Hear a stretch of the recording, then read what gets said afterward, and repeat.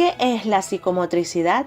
La psicomotricidad, a diferencia de la motricidad, la cual es función muscular física, refleja la actuación del hombre en interacción con experiencias afectivas y cognitivas, es decir, la expresión motora, gestual y mímica responde a un lenguaje de comunicación no verbal, a través del cual el hombre expresa emociones, da a conocer rasgos de personalidad y en otros casos son expresión de un rasgo psicopatológico. ¿En qué consiste el estudio de la psicopatología de la motricidad? Abarca la actividad motora que se refleja en la actitud, gestos, mímica y movimientos, tanto aislados como combinados, voluntarios o involuntarios del ser humano. Elementos que incluye la psicomotricidad: el tono muscular y armonía cinética, la correspondencia constante entre el tono muscular y la motilidad en sí misma posibilita dirigir adecuadamente el gesto de forma armónica. La relación entre la psicomotricidad y la psicopatología incluye dos dimensiones fundamentales. La expresividad, factores psicosocioculturales, se transmite a través de símbolos. La estructuralidad, factores neurofisiológicos, se transmite a través de signos. Debemos recalcar que los cambios en la estructuralidad son los que producen efectos o alteraciones psicomotoras de mayor interés psicopatológico. Bases neuroanatómicas y funcionales de la actividad psicomotora. Las áreas cerebrales relacionadas con la actividad psicomotora están ampliamente distribuidas a lo largo del cerebro e implican estructuras diversas. Entre las áreas cerebrales más importantes implicadas tenemos ganglios basales y corteza cerebral. Además de lesiones en los ganglios basales causan movimientos involuntarios, alteraciones en el tono muscular, pérdida de los movimientos asociados y automáticos, enlentecimiento de los movimientos y pérdida de la expresión facial. Los ganglios basales han estado implicados en prácticamente todos los trastornos del movimiento. Los circuitos cerebrales constituyen la organización funcional que conecta las diversas áreas y estructuras cerebrales. La alteración de estos circuitos o la alteración de alguna de las estructuras pertenecientes a estos circuitos puede dar lugar a diversas disfunciones. Para su evaluación psicopatológica tenemos dos niveles. Primer nivel: los cambios de la expresividad guardan predominantemente relación con sucesos personales o relacionales, de tal manera que la expresión puede ser modelada por la interacción entre el emisor y el receptor de un mensaje, sin llegar a estar necesariamente alterada la estructuralidad. Segundo nivel: los cambios de la estructuralidad producen a su vez dos efectos. A. Cambios excesivamente acusados de la expresividad, que generalmente implican una pérdida del equilibrio expresión-contexto. B. La aparición de patrones motores más primitivos y autónomos. La distinción entre ambas dimensiones es de utilidad para la evaluación del valor psicopatológico de las manifestaciones psicomotoras, así como para elaborar la hipótesis clínica, diagnóstica y terapéutica vinculada con ellas. Los trastornos psicomotores. Agitación psicomotora. La agitación es un estado de marcada inquietud psicomotora en el cual hay un aumento incontenible de la movilidad y sensación de tensión interna. Disminución de la actividad psicomotora. La actividad psicomotora varía de un individuo a otro y también de un momento a otro dentro de un mismo individuo. La expresividad no solo varía intraindividual e interindividualmente, sino que también hay diferencias de un ámbito sociocultural a otro. Mutismo. El paciente se mantiene callado y no emite sonidos. Sin embargo, está vigil, consciente y entiende órdenes. Puede escribir de forma coherente y la expresión corporal puede estar conservada. Enlentecimiento o retardo psicomotor. El término retardo psicomotor es prácticamente equivalente al enlentecimiento y se refiere a un progresivo enlentecimiento de la actividad mental y motora, evidenciada por mayor latencia en las respuestas, una disminución en la velocidad del pensamiento y del habla y una menor actividad motora espontánea, así como también una menor expresividad a reducción en la mímica.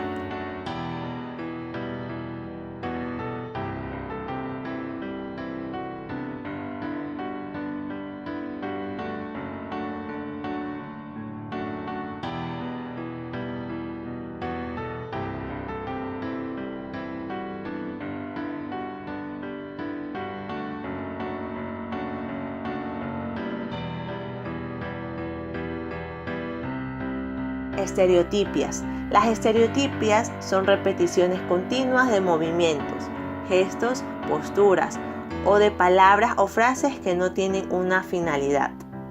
Se clasifican en estereotipia de actitud. Se manifiestan por una actitud determinada que adopta el enfermo y en la que persiste en forma prolongada y repetida. Ejemplo, la forma catatónica. Estereotipia cinética o de movimiento. Consiste en la repetición automática y casi impulsiva de algunos movimientos. Intersectación cinética. Consiste en la interrupción brusca de un acto o movimiento que se encuentra en plena ejecución. El enfermo queda momentáneamente en la actitud en la que lo sorprende esa intersectación.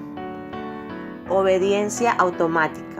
El sujeto obedece y ejecuta pasivamente todos los actos y movimientos que se le sugiere, exactamente lo contrario de lo que ocurre en el negativismo por el que se resiste a la ejecución. Catalepsia. Se caracteriza porque el sujeto presenta momentos prolongados de inhibición inerte, está prácticamente inmóvil sin responder a ningún estímulo. Flexibilidad cero. Consiste en que el sujeto se encuentra prácticamente inmóvil, sin responder a ningún estímulo. La musculatura está rígida, de modo que se pueden colocar los miembros en posiciones forzadas, incómodas e incluso antigravitatorias. Tics. Son movimientos rápidos y espasmódicos que aparecen generalmente en la cara, cuello y cabeza, de forma repetida e involuntaria. Son guiños de ojo, fruncir las cejas, mover la cabeza como si se echara el pelo hacia atrás, mover el cuello como si le molestara la camisa. Temblor.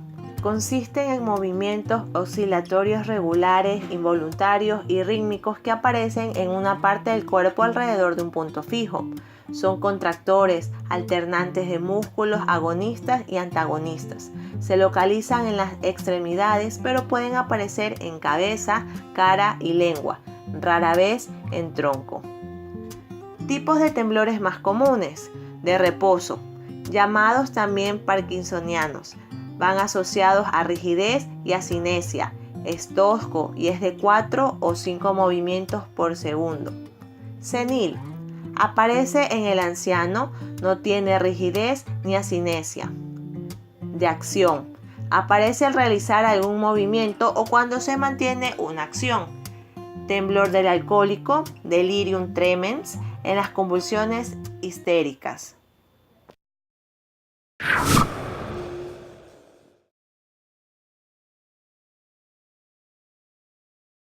Muy buenas tardes, estamos aquí con el doctor Junier Barroso Vázquez. Él es psicólogo del Hospital General Monte Sinaí. Él nos va a ayudar con la entrevista de la psicopatología de la psicomotricidad. Buenas tardes, doctor. Muchas gracias por atendernos.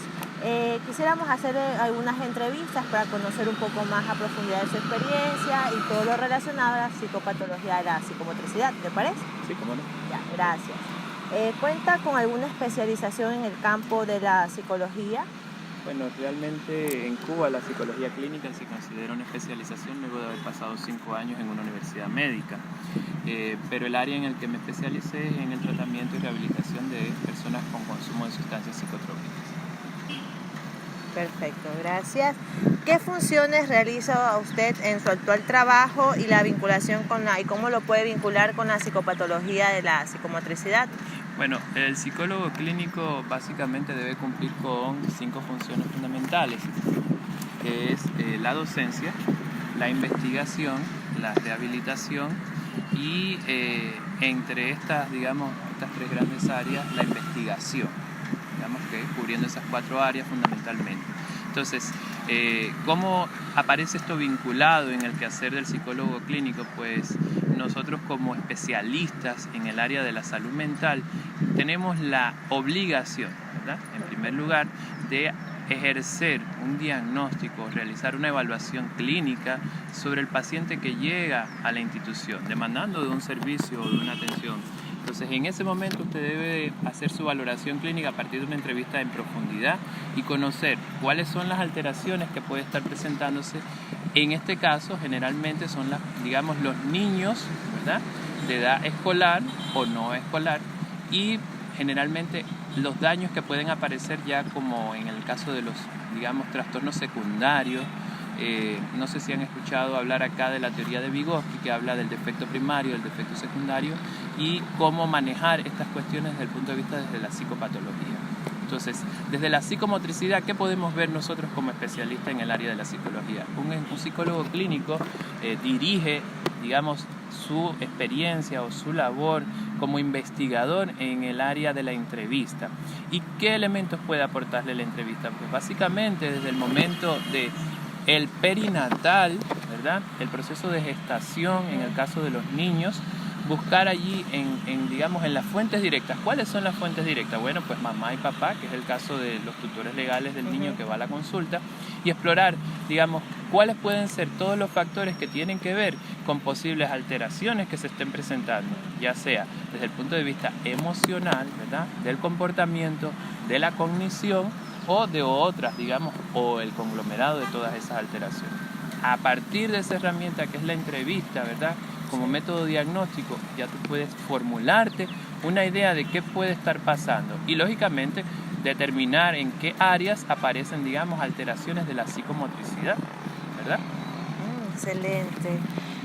¿Considera usted que es necesario tener algún tipo de especialización en psicología para abordar todos los trastornos psicomotores? ¿O usted cree que un psicólogo clínico o un psicólogo general puede abordar esta área? Básicamente el psicólogo clínico, como bien lo dice, se dirige a la atención clínica, o sea, tiene una especialización, como le explicaba, durante 5 años en el área médica o en el área de la atención de la salud mental. Un psicólogo generalista también está preparado y calificado para atender las demandas que se puedan presentar en la consulta. Entonces, ¿qué habría que tener como psicólogo en este caso? Bueno, pues manejar herramientas básicas desde la psicología especial. En esta área pues puedes encontrar desde todas las alteraciones que se pueden presentar, ya sea de la infancia, la niñez, la adolescencia, o, como les explicaba en otro momento, que puede suceder con un defecto secundario.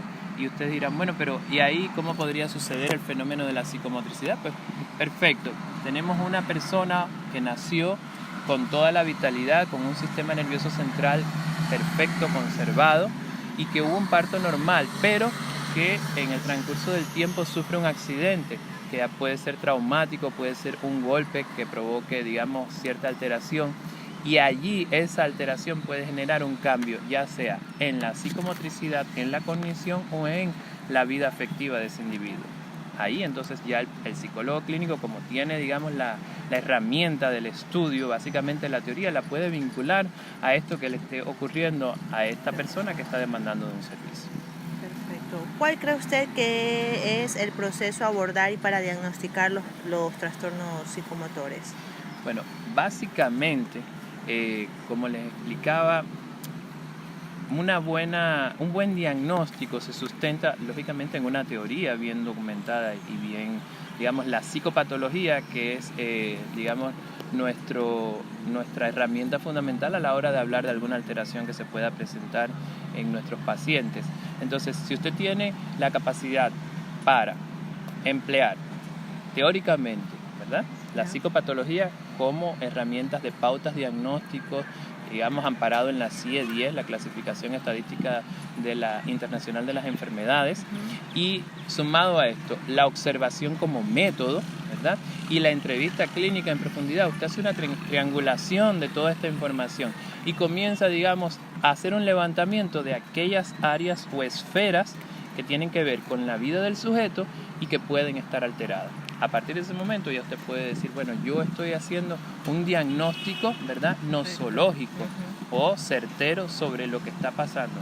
igual inicialmente uno siempre dice presuntivamente, ¿verdad? En las entrevistas iniciales, hasta que llega un momento en el que, a partir de otras herramientas, ¿verdad?, los reactivos psicológicos o apoyado en otras áreas de la ciencia, porque hay áreas que tienen que ser, digamos, concomitantes con su trabajo, como puede ser la neurología o la neurocirugía o la rehabilitación física o la pedagogía, que tienen que, digamos, ir de la mano con el trabajo que vaya realizando el psicólogo o el especialista en este caso, para poder, digamos, ir llevando un adecuado desarrollo del proceso que estés haciendo. Porque en psicopatología o en psicología se dice, si bien es cierto que una golondrina no hace verano, tú tienes que ver una serie de pautas diagnósticas que te ayuden, ¿verdad?, a decir, bueno, tengo que hacer un diagnóstico diferencial sobre determinadas patologías que pueden parecerse pero que no son igual. Entonces, de acuerdo a la medida que vaya cumpliendo esas pautas diagnósticas, eso va a permitirte desarrollar, pues, por supuesto, un plan estratégico de diagnóstico clínico y un plan terapéutico de intervención. Excelente. ¿Cuáles son los instrumentos o protocolos que utiliza para identificar los trastornos psicomotores?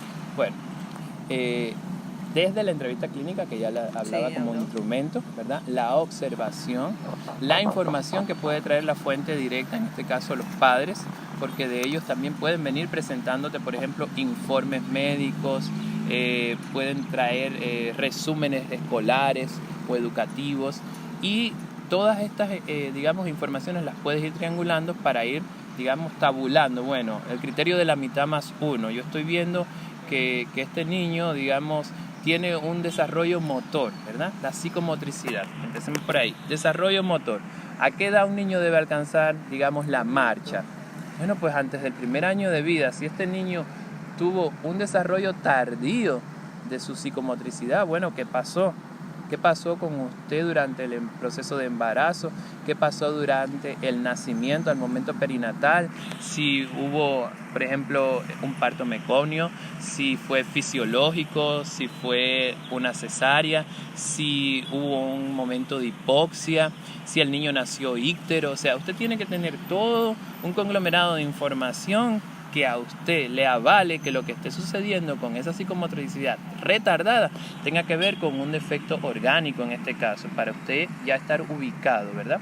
Entonces hay reactivos psicológicos básicamente que también te pueden ayudar a valorar qué puede estar sucediendo, desde la óptica del especialista que está haciendo la valoración, ya sea, digamos, en este caso basado en el test de la Gestalt o el test visomotor de Bender, ¿verdad?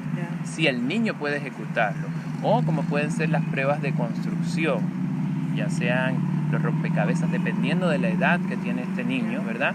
O desde el test de inteligencia, ¿verdad?, el WIS, que es la escala que nosotros utilizamos, y podemos ver si hay una madurez o no. También hay test que miden madurez, digamos, desde el punto de vista psicofisiológica, madurez mental. Entonces ahí ya puedes comenzar a tener herramientas, ¿verdad?, de trabajo y diagnóstica que te permitan decir, bueno, hay una alteración desde el punto de vista psicomotriz en este caso, en este paciente. Perfecto. En base a todos sus años de experiencia, como nos comentó antes, que son 7 años de experiencia ya posgraduación, y previo a esto la intervención comunitaria y todo el recorrido que usted ha tenido en el campo de la psicología, ¿cuál cree usted qué tipo de intervención considera que es el correcto? A ver, mira, desde la óptica de un psicólogo, ustedes que están, digamos, iniciándose en el mundo de la psicología, hay algo que el psicólogo no puede perder de vista, y es sobre todo el respeto a, digamos, los protocolos. Hay que seguir esquemas de trabajo, hay que no violar pautas. Si bien es necesario ser creativo, ¿verdad?, porque el trabajo del psicólogo exige creatividad, cuando estén en sus consultas se darán cuenta que a veces hay que un poco movilizar recursos propios, personológicos, para que fluya el ejercicio. Pero necesariamente uno tiene que tener todo un bagaje y tener todo un soporte para poder hacer, digamos, la actividad desde el punto de vista desde la objetividad. Y si uno quiere de verdad, de repente, servir, ya sea servidor público o desde la atención privada, entonces el sujeto que tienes frente a ti tienes que mirarlo desde la óptica del respeto, y tienes que basándote en ese principio, simplemente no iatrogenizar ni al paciente ni al familiar. Y eso ya te va dando una guía básicamente esencial de cómo debes tratar a esa persona. No te vas a perder, porque si sigues los protocolos, si sigues las reglas, si sigues los esquemas, si sigues las pautas diagnósticas, eso se va a convertir para ti en un día a día, en un quehacer. Entonces, sí, los seres humanos podemos dar aquello que tenemos, nadie puede dar lo que no tiene, ¿verdad? Entonces, las personas que sufren de alguna alteración y llegan a tu consulta o a las consultas de un psicólogo, siempre están demandando algo, básicamente llegan con algo que se llama la queja, Una necesidad. ¿verdad? O una necesidad. Entonces, si el niño no puede comunicarse porque puede que haya un problema psicomotriz en el lenguaje, ¿verdad? Y yo tengo que decir, bueno, ¿qué áreas pueden estar involucradas en esta psicomotricidad que está alterada? El área de Broca, el área de Wernicke. Pero yo no soy neuro, yo tengo que ampararme en este caso en un neurólogo para que me dé una valoración neurológica con un mapeo neurológico de si esta puede ser la causa o de si el niño me comprende pero no puede reproducir lo que yo le estoy diciendo, o si reproduce pero no comprende lo que yo le estoy diciendo, cuál es la alteración. Ya ahí comienzas a ver, digamos, qué puedo hacer o qué está sucediendo con esta persona que tengo frente a mí. ¿Cuáles son los trastornos psicomotores más frecuentes en la consulta? Bueno, de los trastornos psicomotores que se pueden presentar en la consulta, tenemos los vinculados a la marcha, ¿verdad? Que por desarrollo tardío.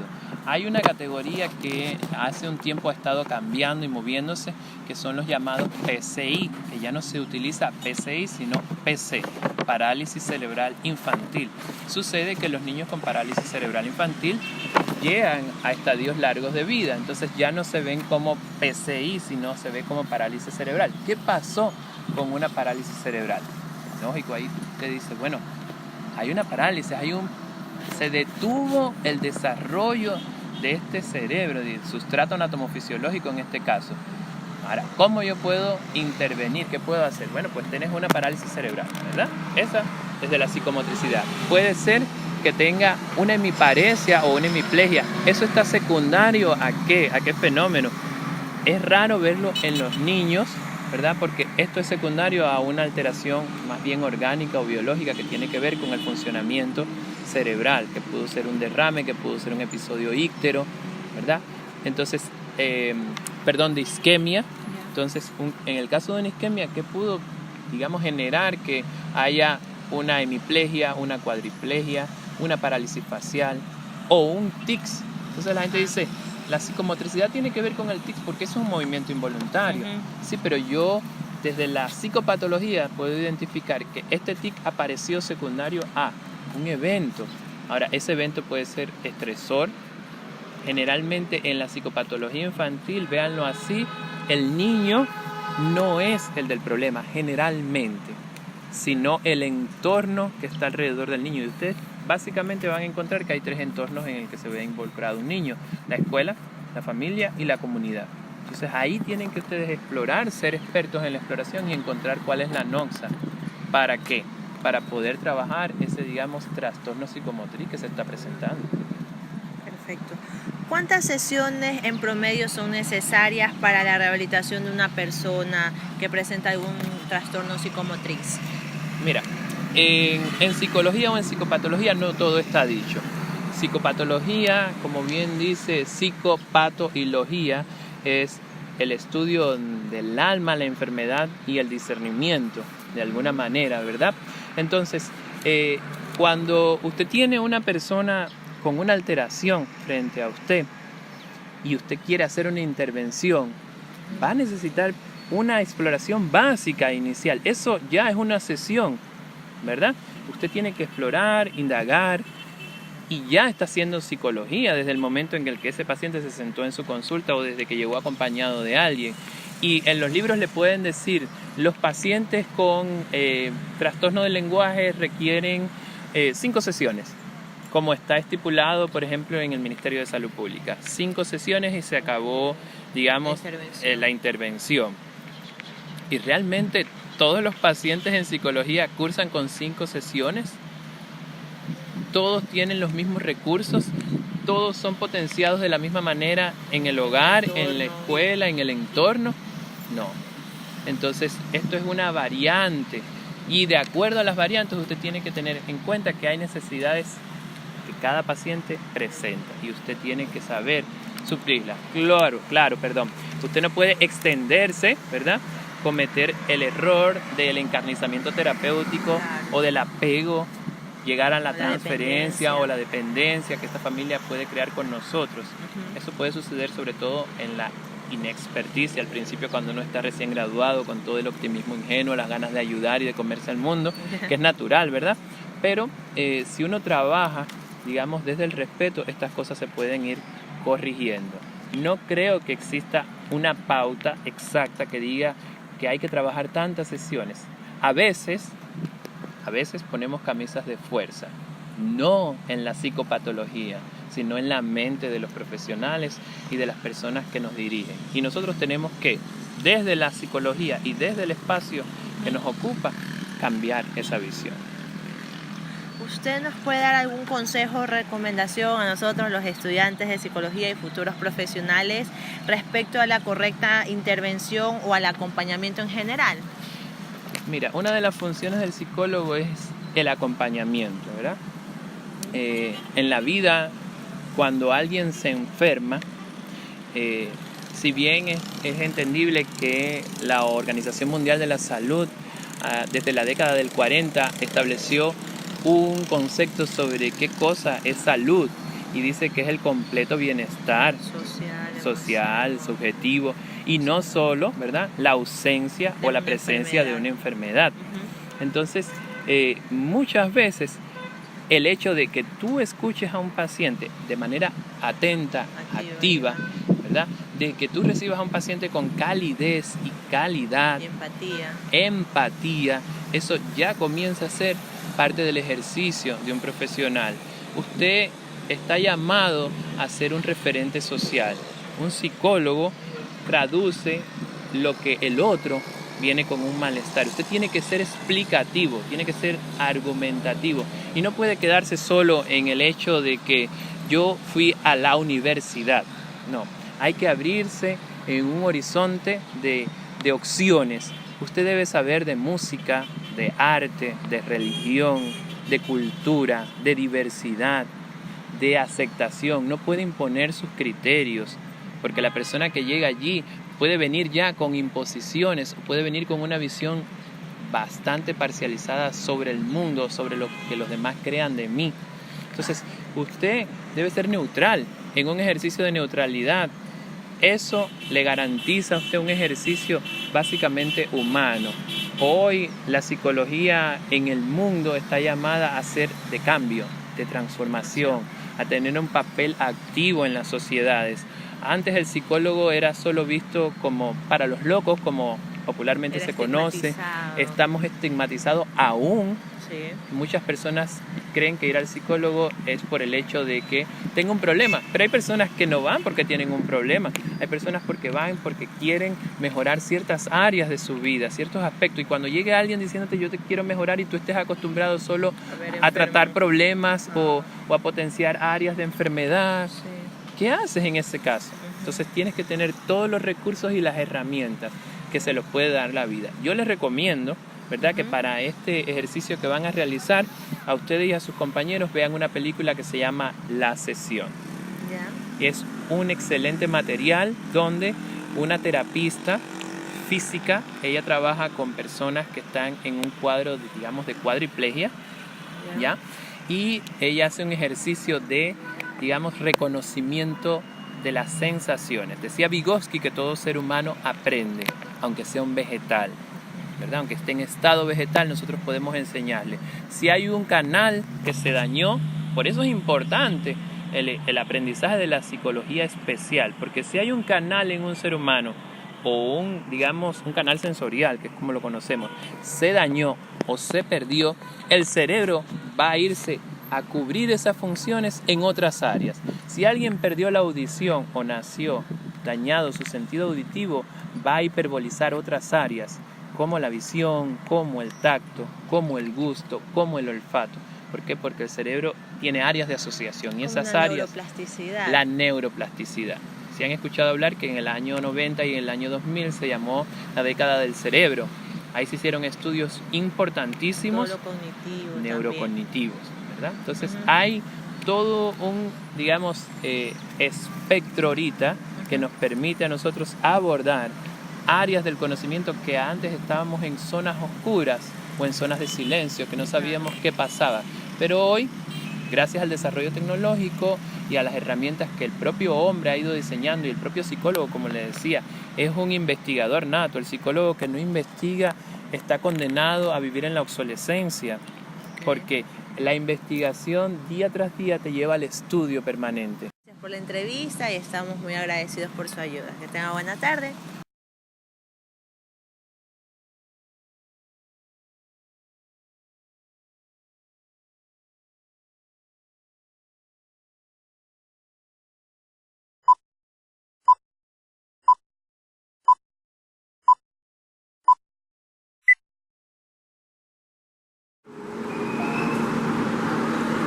Hay historias que te marcan.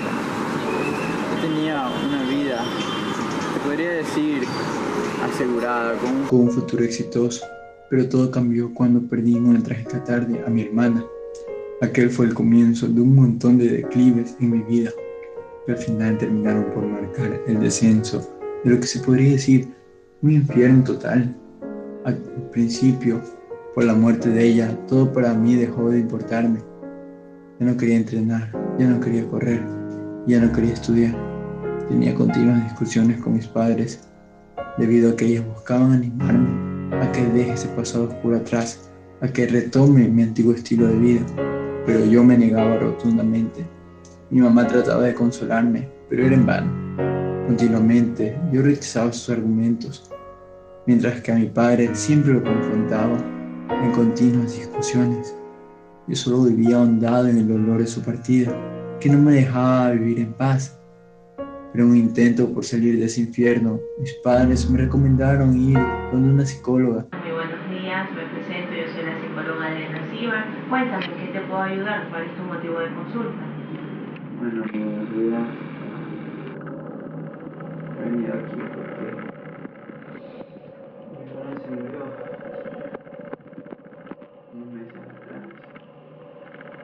Fue asesinada. ¿Tú presenciaste el asesinato? Sí, yo estuve ahí.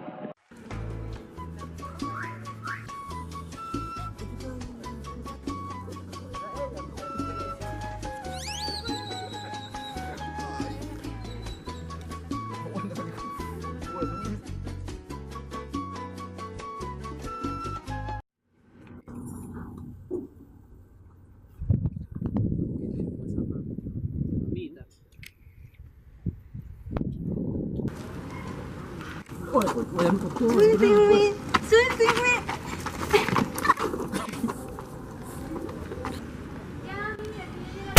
¿Qué? ¡No!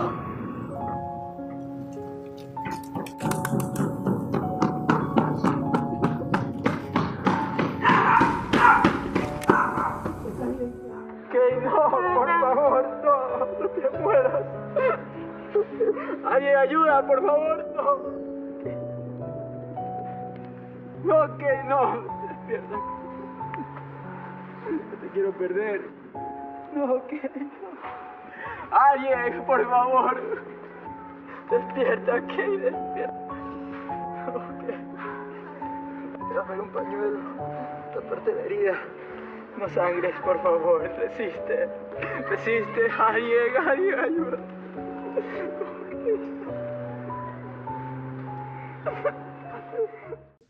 Aventurándome en su consejo, decidí probar si podría conseguir algún resultado. Ella, en un intento por poder ayudarme, tuvo como objetivo hacer que supere el duelo que llevaba en mi corazón y mente, para así poder seguir con mi vida. Empecé a entrenar de nuevo y seguir esforzándome en cada momento en honor a mi hermana. Las primeras semanas me fueron muy bien. No es sencillo, pero yo estaba luchando por no rendirme día tras día hasta que mi cuerpo aguante. Por un momento consideré que todo este entrenamiento iba a dar resultado. Yo ya me sentía, por así decirlo, curado, que la terapia había valido la pena. Pero luego, cuando por fin pensé que iba a retomar mi vida, que todo iba a cambiar, algo falló. Recaí en la tristeza, pero sobre todo, mi vida se truncó. Ya no podía entrenar de nuevo. Mi cuerpo comenzaba a temblar, mis músculos se tensaban, todo me dolía, lo cual no solo se marcaba en mi cuerpo, sino también en mi alma. No podía llevar una vida tranquila en cada momento, en cada lugar, sobre el sonido detonante relacionado a una explosión o a un disparo.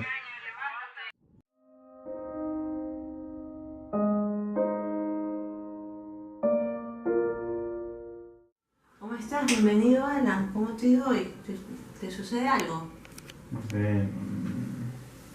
me tiembla un poco el cuerpo. Sí.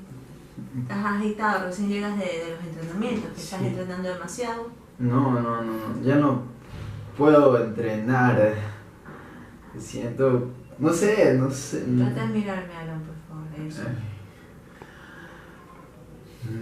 ¿Cómo le digo? No sé, me quedo tenso. Trata de mirarme, Alan, no te quedes así. Todo mi cuerpo se tensa. Fue horrible cuando estuve a competir. Yo iba enfocado en ganar, pero todo así se me hizo. Ay, Ya, tranquilo. no podía estirarme, sentí todos los músculos contraídos. Es horrible, psicóloga. ¿Cuántas veces te ha sucedido eso? Hasta ahora. No sé, unas 5 veces. Bastante. Sí, ¿No has ido al médico deportivo o alguien ahí mismo donde tú entrenas? sí he ido ¿Y y qué te dijeron? ¿Cuál fue el diagnóstico? me mandaron para acá, que Ah, esto no es algo corporal, que no es mi cuerpo, que es algo que debía solucionar con el psicólogo y por eso vengo acá, porque yo he trabajado con usted, le dije Sí. todo, que en sí. entiendo. Ya, tranquilo, Alan. Espérame un momento fuera. Déjame hablar con la doctora y para ver cómo hacemos un informe o hacemos algo relacionado con tu caso, Alan, para tratarte de una manera integral, ¿sí? Tranquilo, Ya. ¿sí? No te preocupes. ¿Cómo estás, Mari? Muy bien. Mira, quería hacerte una consulta. Este es el expediente, la historia clínica del joven Alan Rubio, que vino por un proceso de duelo, le falleció la hermana, pero a su vez él también era deportista. Ya la etapa de duelo ya se estábamos tratando. Ya el joven estaba retomando de nuevo sus entrenamientos, pero ahora sabes con qué novedad me sale. ¿Qué pasa? Está el muchacho con mucha agitación, con calambres, que se le tensan los músculos, y en las competencias, al disparo, cuando ya van a iniciar las competencias, resulta que sí, lo relaciona completamente con el suceso, con el accidente, la muerte de la hermana, y el joven está mal. Y lo han derivado para acá, dicen que no es nada físico. ¿Cómo crees que podemos hacer? ¿Me puedes ayudar con ese caso? ¿Crees que si podríamos acompañarlo a las competencias para ver cómo él se está desarrollando en ese ambiente? Sí. Podríamos observarlo de mejor manera. Y a ver cómo sucede sobre todo la cuestión del disparo, Claro, pero ¿qué es lo que le pasa? el antes y el después del joven. Sí. Pero, ¿qué te ha dicho el diálogo? Solo ha venido una vez después de esos eventos y tiembla, suda, no sabe qué hacer, está asustado, sobre todo está asustado, porque es todo eso nuevo para él. Yo creo que sí, sería necesario ir a visitarlo cuando esté haciendo o entrenando o cuando se vaya a presentar. Sí, mejor para observar el antes, el durante y el después de todo esto. Sí, también cómo ha llevado la terapia que lleva contigo. Sí, bueno, realmente lo del duelo y estábamos progresando un poco, pero ahora resulta con esta novedad. Entonces hay que saber bien cómo vamos a intervenir con el joven. Sí. ¿Has aplicado alguna técnica o algo en mano? Sí, estábamos todo. Cierto, recuerdo. Creo que me dijo que mañana viernes tiene algo de una semifinal o algo. ¿Estás libre? Creo que me dijo el joven que a las 3 de la tarde son esas competencias. Para poder asistir y para poder Sí, mañana a las 3 tengo espacio. Ya, Sí, ok. se puede. Déjame llevar el expediente. Muchísimas gracias. Sí, no te preocupes. No podía llevar una vida tranquila en cada momento, en cada lugar.